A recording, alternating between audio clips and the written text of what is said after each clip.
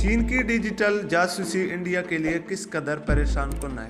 السلام علیکم ناظرین، چین کے لیے کون جاسوسی کر رہا ہے؟ یہ سوال دنیا بھر کی سکیورٹی اور خفیہ ایجنسیوں کے لیے ایک بہت بڑا چیلنج بن گیا ہے۔ انڈیا کے لیے یہ معاملہ اور بھی مسائل سے بھرپور ہے، خاص طور پر ایک ایسے وقت میں یہ مزید اہم ہو جاتا ہے جب چین میں قائم انفارمیشن ٹیکنالوجی کمپنی شنہوا پر تقریباً 10,000 انڈین شہریوں کی ڈیجیٹل نگرانی کے الزامات لگائے گئے ہیں۔ انگریزی اخبار انڈین ایکسپریس کی ایک رپورٹ میں یہ دعویٰ کیا گیا ہے کہ اس کمپنی کے تانے بانے چینی حکومت اور خاص طور پر چین کی کمیونسٹ پارٹی سے جا ملتے ہیں۔ اس رپورٹ میں دعویٰ کیا گیا ہے کہ کمپنی کے نشانے پر انڈیا کے صدر اور وزیر اعظم نریندر مودی کے علاوہ بہت سے مرکزی وزراء، مختلف ریاستوں کے وزرائے اعلیٰ، حزب اختلاف کے رہنما جیسا کہ سونیا گاندھی وغیرہ ہیں۔ ان کے علاوہ دیگر اعلیٰ عہدیدار جیسے انڈیا کی تینوں افواج کے سربراہان، chief of defence staff, supreme court کے چیف جسٹس اور دیگر ججز کے علاوہ بہت سارے مشہور صنعت کار بھی ان کمپنی کے نشانے پر ہیں۔ چین کی اس کمپنی کی جانب سے تیار کردہ ڈیٹا بیس میں نہ صرف اعلیٰ عہدوں پر فائز افراد ہیں بلکہ اس میں ممبران پارلیمان، میئرز اور سرپنچ بھی شامل ہیں۔ انڈین ایکسپریس کا دعویٰ ہے کہ جب اس نے کمپنی کا موقف جاننے کے لیے چینی کمپنی سے رابطہ کرنا چاہا تو کمپنی نے اپنی ویب سائٹ ہی بند کر دی۔ صرف انڈیا ہی نہیں، Xinhua data information technology company نے برطانیہ اور آسٹریلیا سے تعلق رکھنے والی نامور شخصیات اور سرکاری عہدیداروں کا ڈیٹا بیس بھی تیار کر لیا ہے۔ لندن سے شائع ہونے والے انگریزی اخبار ڈیلی میل کے مطابق کمپنی نے ملکہ برطانیہ اور وزیر اعظم سمیت 40,000 ممتاز افراد کا ڈیٹا بیس تیار کیا ہے۔ اسی کے ساتھ آسٹریلیا کی ABC نیوز کے مطابق اس کمپنی نے ممتاز افراد اور سرکاری عہدیداروں سمیت 35,000 شہریوں کا ڈیٹا بیس مرتکب کیا ہے۔ امریکی میڈیا نے بھی ایسے ہی دعوے کیے ہیں۔ ناظرین، بھارتیہ جنتا پارٹی BJP کے رکن پارلیمنٹ راجیو چندر شیکھر کا کہنا ہے کہ ڈیٹا پروٹیکشن اور رازداری اب صرف مطالعے کے مضامین تک محدود نہیں ہے۔ ان کا کہنا ہے کہ یہ ڈیجیٹل جاسوسی کا دور ہے جو چین کر رہا ہے، جبکہ کانگریس نے اس پورے معاملے کی تحقیقات کا مطالبہ کیا ہے۔ کانگریس پارٹی کے ترجمان رندیپ سنگھ سرجیوالا نے ٹویٹ کیا کہ کیا مودی سرکار کو اس سنگین معاملے کا پہلے سے علم تھا یا انڈین حکومت کو پتہ ہی نہیں چلا کہ ہماری جاسوسی کی جا رہی ہے؟ ان کا مزید کہنا تھا کہ انڈین حکومت ملک کے اسٹریٹجک مفادات کا تحفظ کرنے میں بار بار کیوں ناکام ہو رہی ہے۔ چین کو اپنی حرکتوں سے باز آنے کا واضح پیغام دینا چاہیے۔ انہوں نے یہ سوال بھی کیا کہ کیا چینی کمپنی نے گزشتہ 2 سالوں میں کسی بھی طرح سے ملک کی پالیسیوں کو متاثر کرنے کے لیے کوئی کام کیا ہے۔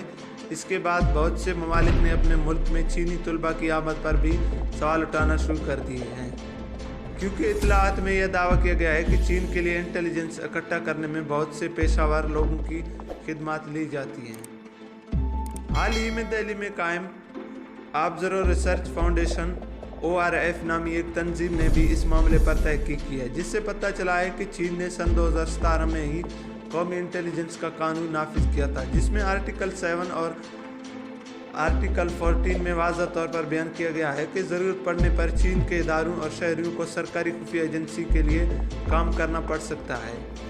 ORF میں اسٹریٹجک امور کے شعبہ تحقیق کے سربراہ ہرش پنت نے BBC کو بتایا کہ ان معلومات کے بعد پوری دنیا کے چینی شہریوں کو شکوک و شبہات کی نگاہ سے دیکھا جا رہا ہے۔ ان کا کہنا ہے کہ امریکہ پہلے ہی چینی محققین اور طلباء پر بہت سی پابندیاں عائد کر چکا ہے۔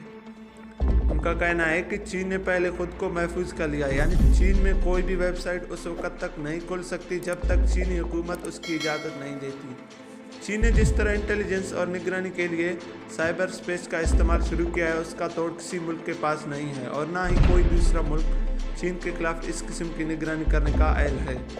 تاہم یہ سچ ہے کہ مصنوعی ذہانت پوری دنیا میں معلومات اکٹھا کرنے کا ایک اہم ذریعہ بن گیا ہے۔ اس کے ذریعے دنیا بھر میں ڈیٹا بینک تیار کیے جا رہے ہیں۔ پنت کا کہنا ہے کہ انٹیلیجنس کا یہ طریقہ پیشہ ورانہ نہیں ہے، کیونکہ چین کی ہر چینی شہری سے توقع ہے کہ وہ اپنی حکومت کے لیے معلومات اکٹھا کرے گا اور اسے انٹیلیجنس ایجنسیوں تک پہنچائے گا۔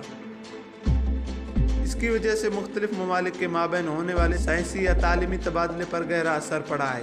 تحقیقی مقالے میں کہا گیا ہے کہ چین کی پیپل لبریشن آرمی کے تحت تشکیل دی جانے والی اسٹریٹجک سپورٹ فورس کو ہر طرح کی خفیہ معلومات اکٹھا کرنے کا کام سونپ دیا گیا ہے۔ बहरहाल पंत का कहना है कि इंडिया के लिए कोई बड़ी तशवीश की बात नहीं। ताहम इनका कहना है कि इंडिया इसे हल्के अंदाज में नहीं ले रहा है, क्योंकि हालिया दिनों में इंडियन हुकूमत ने इस वजह से बहुत सारे चीनी ऐप्स पर पाबंदी आयद कर दी है।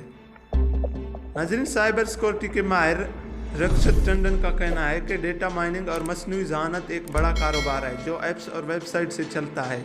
यह कारोबार लोगों से मुतल्लिक ज़ाती मालूमात बेचने वाला कारोबार है।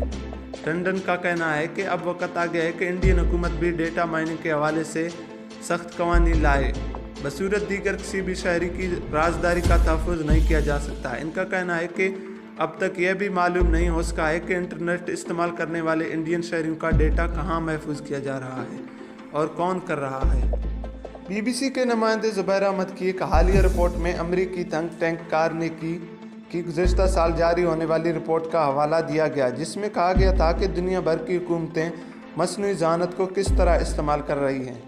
इस रिपोर्ट के मुताबिक जो हुकूमतें ख़ुद को लिबरल जमहूरियत कहती हैं वो मसनूई ज़हानत पर मबनी निगरानी का ज़्यादा इस्तेमाल कर रही हैं। चीनी और अमरीकी कंपनियों ने अब तक तकरीबन 100 ममालिक की हुकूमतों को मसनूई ज़हानत की टेक्नोलॉजी फ़रोख्त की है। इस रिपोर्ट के मुताबिक लिबरल जमहूरी हुकूमतों के मुकाबले में मुतलिकल अनान हुकूमतें इस टेक्नोलॉजी का ज़्यादा गलत इस्तेमाल कर सकती हैं। थिंक टैंक की रिपोर्ट में कहा गया है कि चीन, रूस और सऊदी अरब जैसे ममालिक अपने शहरियों की निगरानी के लिए मसनूई ज़हानत की टेक्नोलॉजी का इस्तेमाल कर रहे हैं, लेकिन कोई भी अपने सियासी मफादात की तकमील के लिए इस तकनीक का गलत इस्तेमाल कर सकता है। तो नाज़रीन, ये थी आज की वीडियो। अगर वीडियो पसंद आए तो लाइक करें, चैनल को सब्सक्राइब करें और वीडियो को दोस्तों के साथ शेयर करें। Thanks for watching. अल्लाह हाफिज़।